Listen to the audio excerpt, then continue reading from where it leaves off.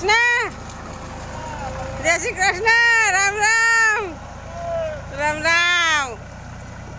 હવે ટ્રેક્ટરને આ કંઠી આંકવાનું ચાલુ કર્યું. દાંતા સવારથી કામ ને કામ. જો જય શ્રી કૃષ્ણ. જો આ બધું કરવું જ પડે. હવે વરસાદ આવે તો સુધી ખેતરો સાફ કરવા પડે, કંઠી હાંકવી પડે, અને પાછી એની ઉપર પાછી રો પાકશે ત્યાં સુધી તૈયારી કરીને મેળવી પડે આ બધી. તો જમીન માતાને એટલી સેવા કરવી પડે આપણે. ધરતી માતા